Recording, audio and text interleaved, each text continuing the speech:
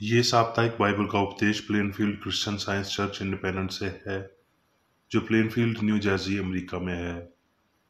अधिक जानकारी के लिए कृपया हमारी वेबसाइट पर जाएं www.plainfieldcs.com। आपके अध्ययन के लिए ये पाठ रविवार 16 मई 2021 के लिए है। विषय: नश्वर और अमर। स्वर्णपथ। रोमियो। परमेश्वर का वरदान हमारे प्रभु मसीह यीशु में अनंत जीवन है। उत्तरदायी ध्यान। भजन संहिता। मैं प्रेम रखता हूँ इसलिए कि यहोवा ने मेरे गुड़गुड़ाने को सुना है। उसने जो मेरी ओर कान लगाया है, इसलिए मैं जीवन भर उसको पुकारा करूंगा।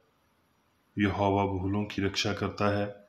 जब मैं बालाहीन हो गया था, उसने मेरा उद्धार किया। हे मेरे प्राण, तू अपने विश्राम स्थान में लौट आ, क्योंकि यहोवा ने तेरा उपकार किया है। तूने तो मेरे प्राण को मृत्यु से, मेरी आंख को आंसू बहाने से और मेरे पाँव को ठोकर खाने से बचाया है।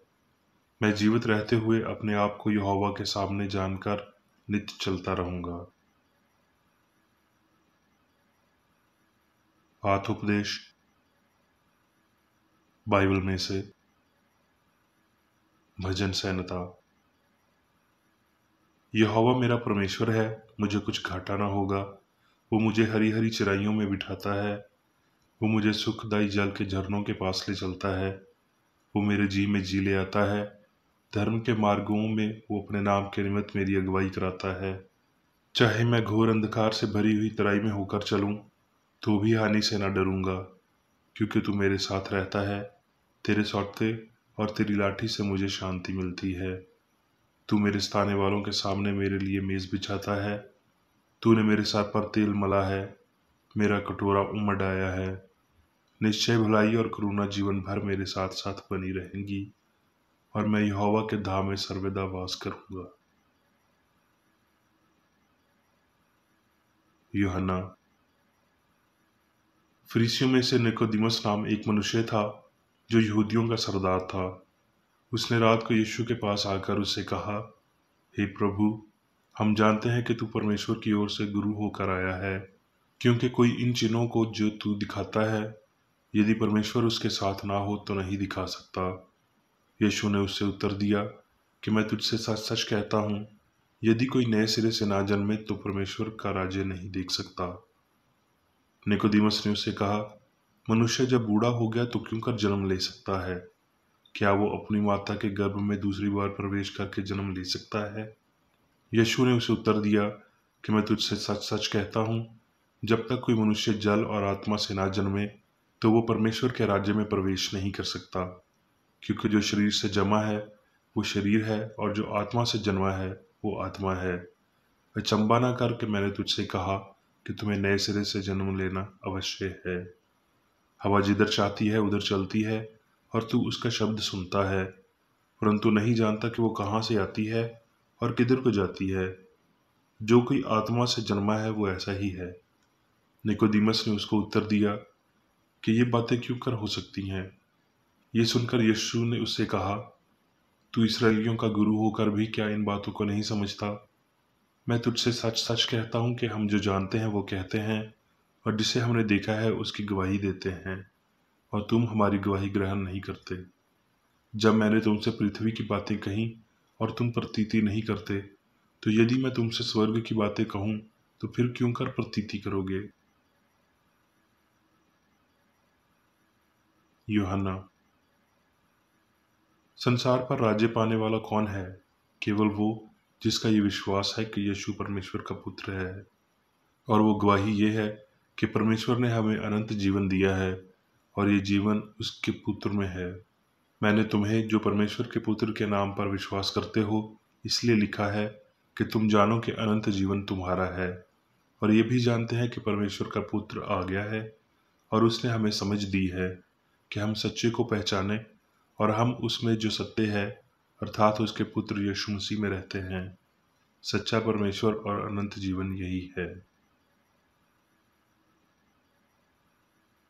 थिमोथियस।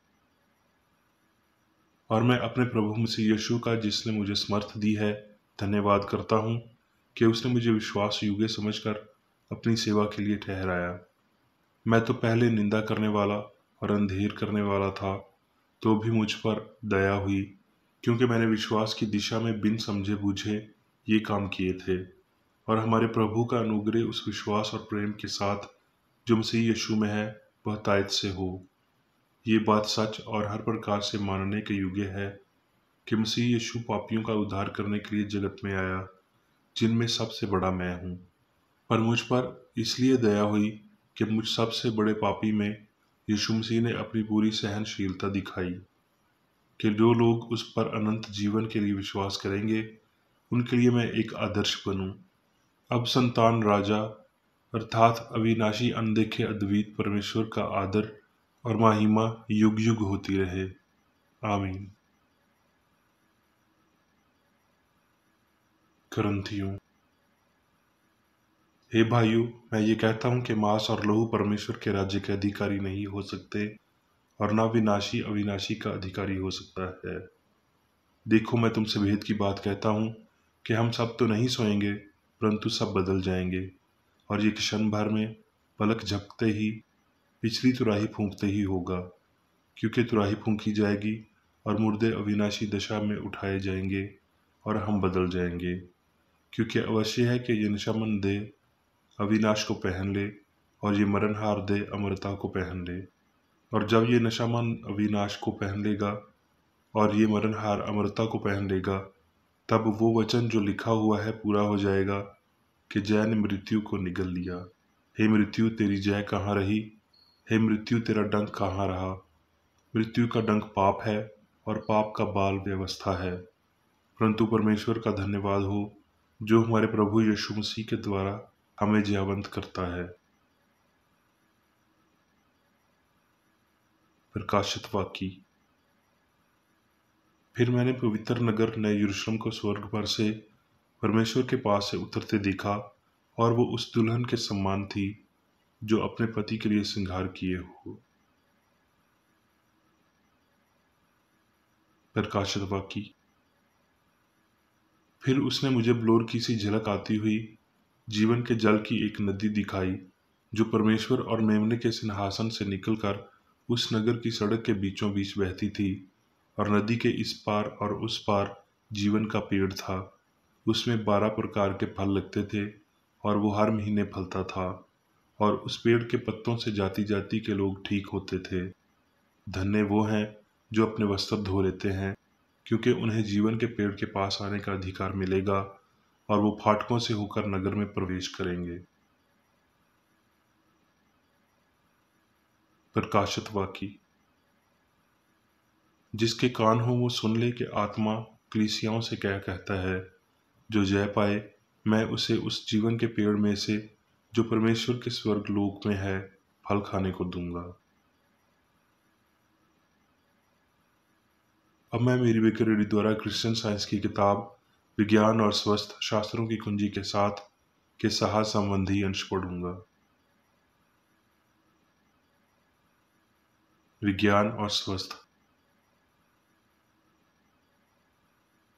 क्रिश्चियन साइंस में सच्चा मनुष्य ईश्वर द्वारा शासित है, बुराई से नहीं अच्छाई से, और इसलिए वो नश्वर नहीं बल्कि अमर है। परमेश्वर ने मनुष्य को केवल आत्मा के लिए अमर और उत्तरदायी बनाया। जीवन शाश्वत है, हमें इसका पता लगाना चाहिए और इसके बाद प्रदर्शन शुरू करना चाहिए। जीवन और अच्छाई अमर है।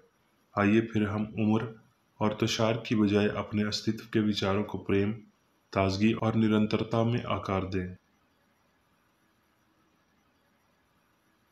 भगवान मनुष्य सहित ब्रह्मांड का निर्माण और संचालन करता है। ब्रह्मांड आध्यात्मिक विचारों से भरा है, जिसे वो विकसित करता है, और वो मन का आज्ञाकारी है जो उन्हें बनाता है। नश्वर मन आध्यात्मिक को भौतिक में बदल देगा, और फिर उस त्रुटि की नश्वरता से बचने के लिए मनुष्य की मूल सब को पुनर्प्राप्त करेगा। ईश्वर के स्वयं की छवि में बनाए गए नश्वर अमर की तरह नहीं है, लेकिन अनंत आत्मा सभी होने के नाते नश्वर चेतना वैज्ञानिक तथ्य के लिए अंतम पैदावार होगी और गायब हो जाएगी, और सही और हमेशा के लिए होने का वास्तविक अर्थ प्रकट होगा। भगवान की समानता में मनुष्य के रूप में विज्ञान में पता चला अमर होने में मदद नहीं कर सकता। यद्यपि भौतिक अर्थों से उत्पन्न होने वाली अंत क्रिया विज्ञान के सामंजस्य को छुपाती है, लेकिन धार्मिकता विज्ञान के दिव्य सिद्धांत को नष्ट नहीं कर सकती।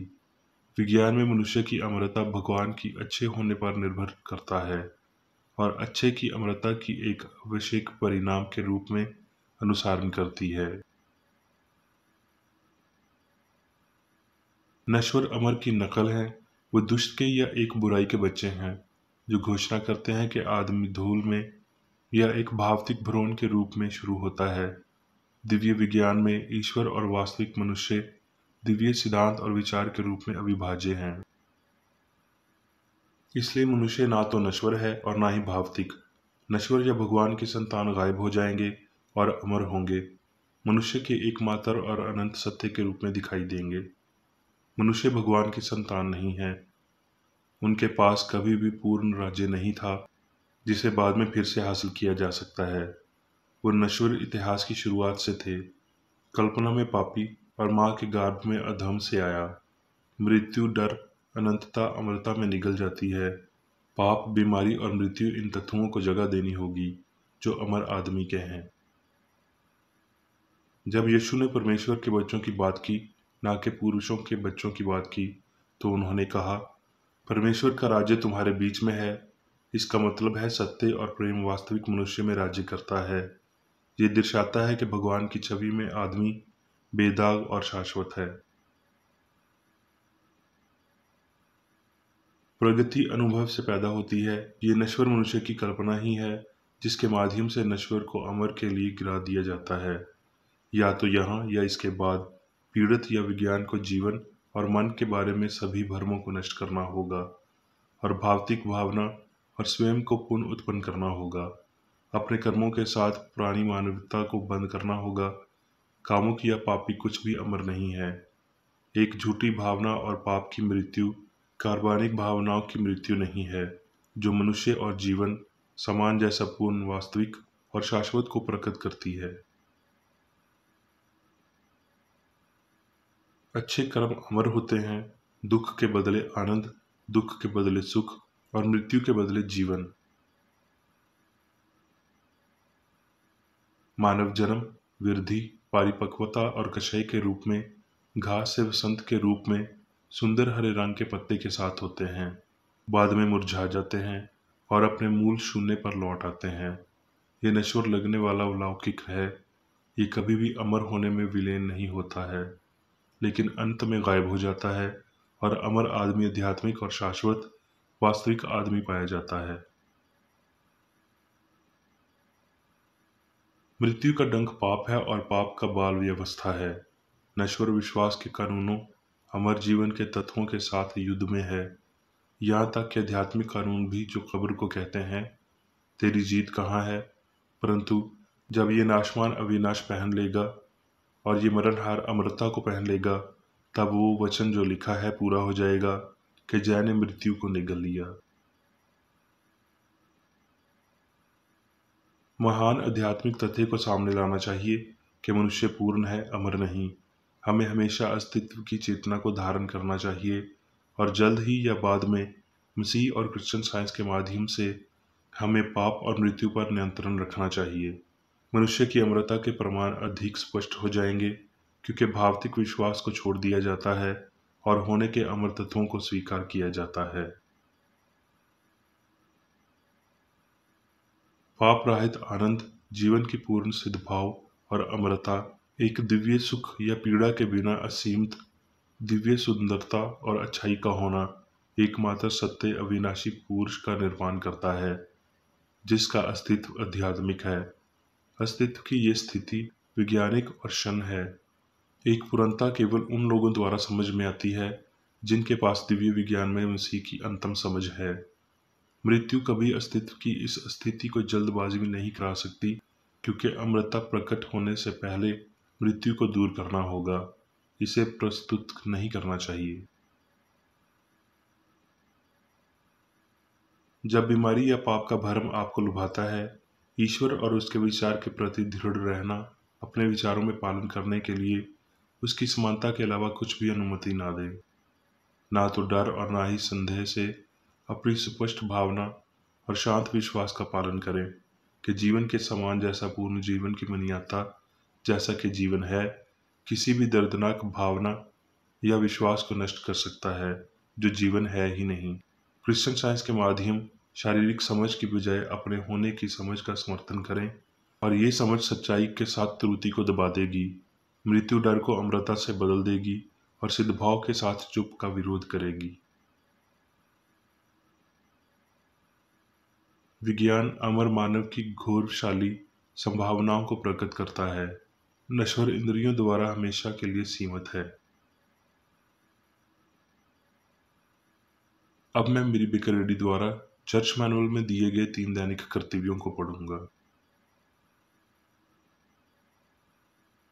दैनिक प्रार्थना। प्रत्येक दिन प्रार्थना करने के लिए इस चर्च के प्रत्येक सदस्य का कर्तव्य होगा, तुम्हारा राज्य आए, ईश्वरी सत्य जीवन और प्रेम के शासन को मुझ में स्थापित कर और मुझ पर शासन कर, और तेरा वचन सभी मनुष्यों के स्नेह को समृद्ध कर सकता है और उन पर शासन कर। आदेशों और कर्तव्यों के लिए एक नियम। ना तो दुश्मनी और ना व्यक्तिगत लगाव मदर चर्च के सदस्यों के आदेशों और कर्तव्यों पर लागू करना चाहिए। विज्ञान में दिव्य प्रेम ही मनुष्य को नियंत्रित करता है, और एक क्रिश्चियन वैज्ञानिक प्यार की मीठी सुविधाओं को दर्शाता है। प्यार में डांटने पर, सच्चा भाईचारा, परोपकार और क्षमा में। इस चर्च के सदस्यों को प्रतिदिन ध्यान रखना चाहिए और सभी बुराई दूर करने, भविष्यवाणी, न्याय करने, निंदा करने, परामर्श देने, प्रभावित करने या गलत तरीके से प्रभावित होने से बचने के लिए प्रार्थना करनी चाहिए। कर्तव्य के प्रति सतर्कता। इस चर्च के प्रत्येक सदस्य का यह कर्तव्य होगा कि वो प्रतिदिन आक्रामक मानसिक सुझाव से बचाव करे और भूलकर भी ईश्वर, नेता और मानव जाति के प्रति अपने कर्तव्य की उपेक्षा नहीं करनी चाहिए। उनके कामों से उन्हें आंका जाएगा और वो उचित या निंदनीय होगा।